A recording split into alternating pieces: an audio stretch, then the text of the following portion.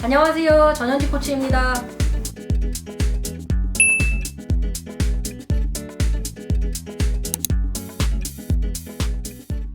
이 미국에서도 가르쳐보고 한국에서도 가르쳐보고 결국 커뮤니케이션 능력인 것 같은데요. 네. 자기 머릿속에 있는 생각을 남도 비슷하게 느끼게 하거나 전달하는 것은 인간이 할 수 있는 가장 어려운 능력 중에 하나라고 그래요. 좋은 그 커뮤니케이션 방법을 터득하셨는지요?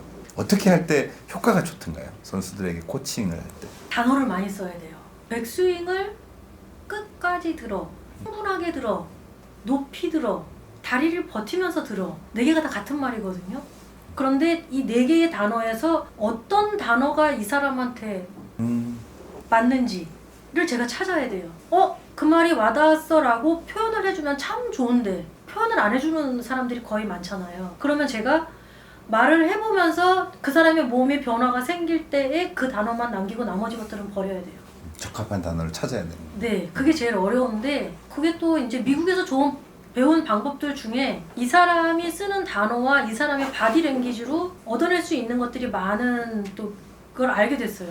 이 사람한테 맞는, 이 사람이 시각적으로 공부하는 사람이냐, 그래요? 네, 이 사람이 몸의 움직임으로 공부하는 사람이냐 아니면 리듬으로 공부하는 사람이냐. 예를 들어서 보고 따라할 수 있는 사람한테 제가 몸의 근육을 막 터치하면서 여길 이렇게 움직이세요, 저렇게 움직이세요 하면 절대 못 따라하세요. 눈으로 보게 제가 앞에서 계속 모방할 수 있도록 해줘야 돼요. 네, 그러면 이제 그 모방에 어울리는 단어를 써야 되고. 그 많은 선수들을 만나보셨는데요. 결국 어떤 선수들이 그 골프를 잘하게 되던가요?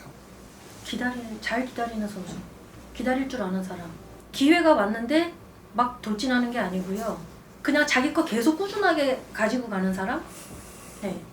제가 국가대표 코치를 할 때 밤새서 연습 그린에서 퍼팅 해본 적이 있냐라고 질문을 했을 때 몇 년 동안 딱 2명 있었어요. 이제 그 중에 한 사람이 신지혜, 그리고 또 한 사람이 이제 이동환 선수라고 예, 알죠. 있는데 그 이후로는 뭐 애들이 얼마나 또 많이 있는지 모르겠지만 제가 있는 동안에는 딱 그 2 선수. 국가대표 코치 생활을 할 때 애들한테 책도 많이 읽혔지만 매일 일지를 쓰게 했어요. 일기장처럼. 그래서 애들이 이제 일기 써가지고 오면 거기에 이제 좋은 건 참 좋았다고 써주고 이런 부분들의 표현이 좀 어리숙한 부분들은 조금 또 다른 말로 바꿔주기도 하고 그렇게 있었던 선수들이 다 잘 됐고요. 그 방법이 옳았다고 생각해요. 주말 골퍼들 뭐 많이는 아니지만은 좀 가르치신 걸로 알고 있는데 어떻게 하는 사람들이 골프가 실력이 빨리 향상되던가요? 꾸준한 사람이요. 벼락치기 말고. 보통 내일 골프 쳐야 되면 오늘 연습장 가가지고 막 2-3시간 막 300개 500개 치잖아요. 오늘 너무 많은 에너지를 써서 내일 안 맞아요. 그런데 꾸준하게 5분 10분 연습장을 못 가면 빈스윙이라도 아니면 이미지 트레이닝이라도 꾸준하게 자기의 개발을 위해서 한두 번씩 만들어 본 사람들이 빨라요. 요새 굴린이들이 늘어나는 만큼 채용 시장에 있어서 이제 골프 레슨가들도 이제 증가하는 네. 추세예요.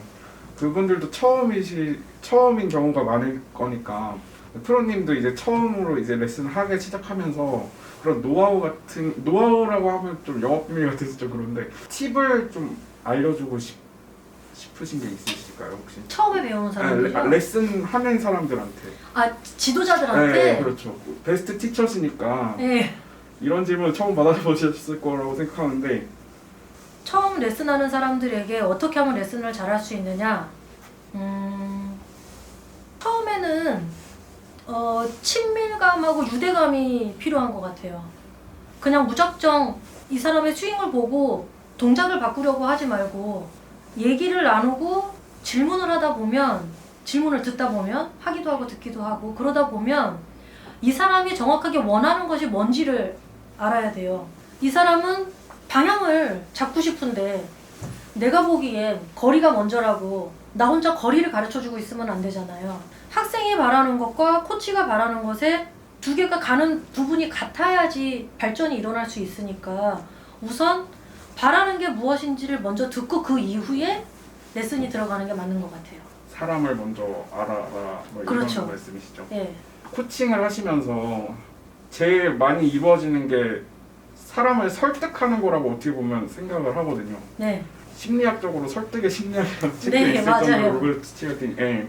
심리적으로도 심리학 석사 공부를 하셨으니까 가장 도움이 되는 이론이 있으셨을까요? 동작을 왜 해야 하는지, 그 동작이 어떻게 하면 잘 되는지, 그걸 하면 어떻게 바뀌는지, 그것에 대해서 충분하게 설명해야 돼요. 내 머릿속에서 이해하지 못했는데 몸으로만 이루어지는 것들은 없어요.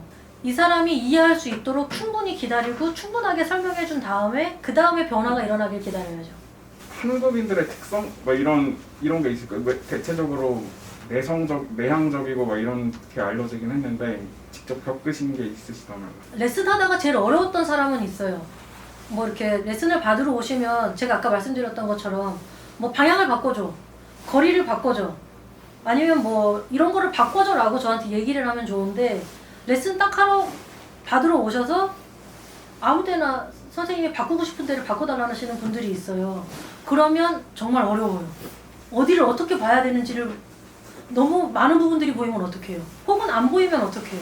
그러니까 이게 만약에 구질을 바꿔달라 그러면 그건 쉬워요. 구질을 바꿔주기가 되게 편안하거든요. 그런데 너의 눈에 보이는 모든 것들을 바꿔달라 그러면 정말 눈앞이 캄캄해요. 막연해서. 네.